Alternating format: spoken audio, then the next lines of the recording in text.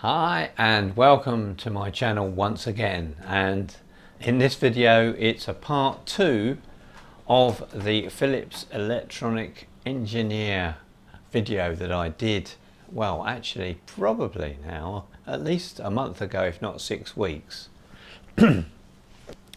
I said in that video that I would follow up with a part 2 to tell you how I got on basically with the Philips Electronic Engineer kit. You can see the picture behind me, and please see the part 1 first if you're just diving into this one first.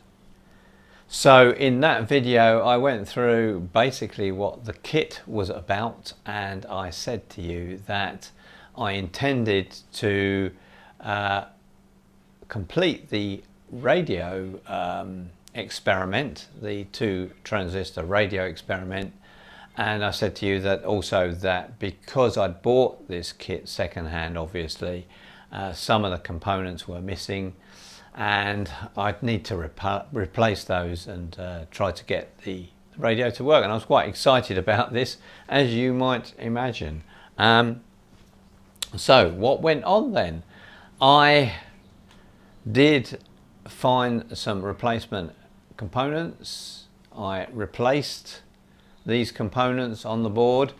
The radio didn't work, and then I kind of thought, well, maybe the transistors were faulty. They're quite old, they're from the 60s. Let's get a couple of new transistors. So I ordered some new transistors as well.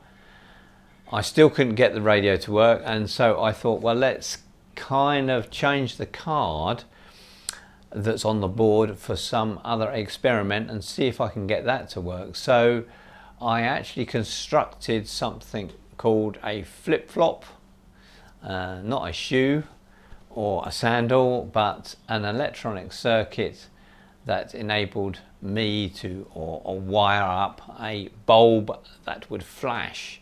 And I managed to get that to work actually. I was quite pleased with that. It kind of, well, it did work, but the bulb actually didn't flash very brightly.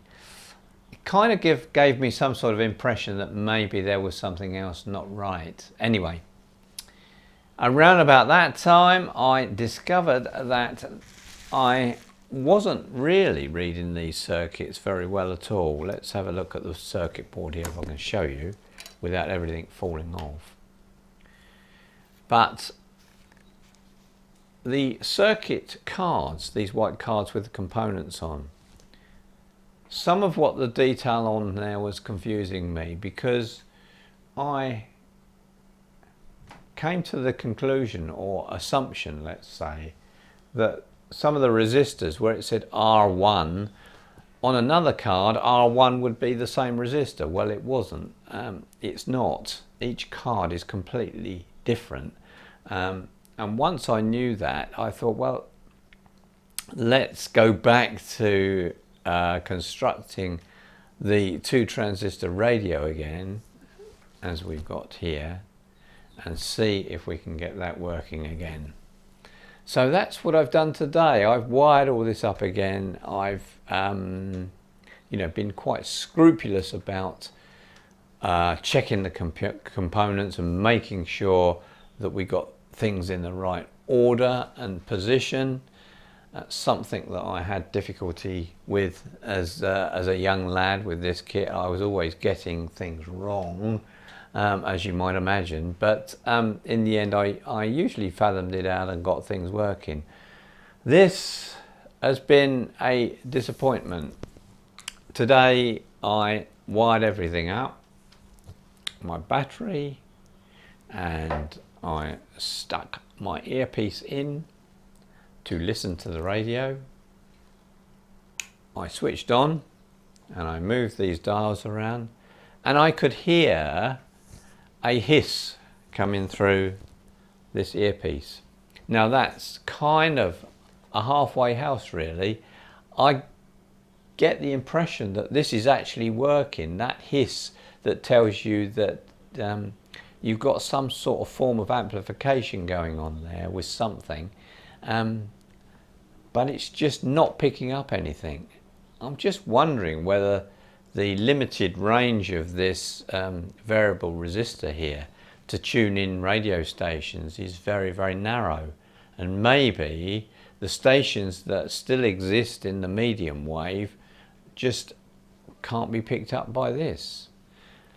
That's what I'm wondering, and I kind of would like to hear from people out there, if at all possible, for suggestions as to how I might solve this. And I'm going to stop here. Obviously there's no point me fiddling about any further. I've run out of ideas on this, and I'm kind of throwing it open to you guys out there, those people that probably know a little bit more about this sort of stuff now than I do. Something that maybe I could try to get this to work still.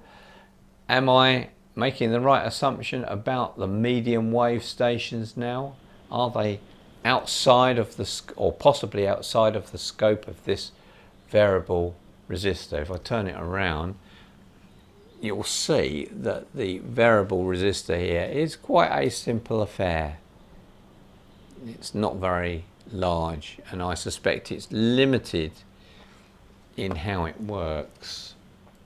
I haven't connected this up to an external aerial. Maybe I should be doing that, I don't know. But I really would kind of value anyone's comments on YouTube to help me with this.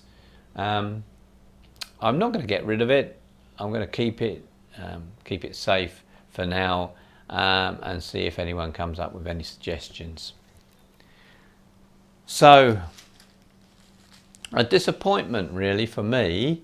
I thought I would be able to get this to work, and I kind of had that vision that I would hear something through that very small earpiece. Something from today, of course, but giving me some sort of joy as to how things were back then when I had this as a child. That's not to be at the moment, so a failure, and I don't like failures particularly. I like things to sort of resolve themselves, and I've actually put quite a bit of work into this. As I said, I've bought components, I've tried all sorts of things, and we're still not there. So sorry about that, but I thought I'd come back with this part 2 at least to update you and let you know how things have gone on. So that's it for me from now. There may be a part 3 if we resolve this, who knows, but I will be back soon with another video, I'm sure. So that's it from me. Bye for now. Bye.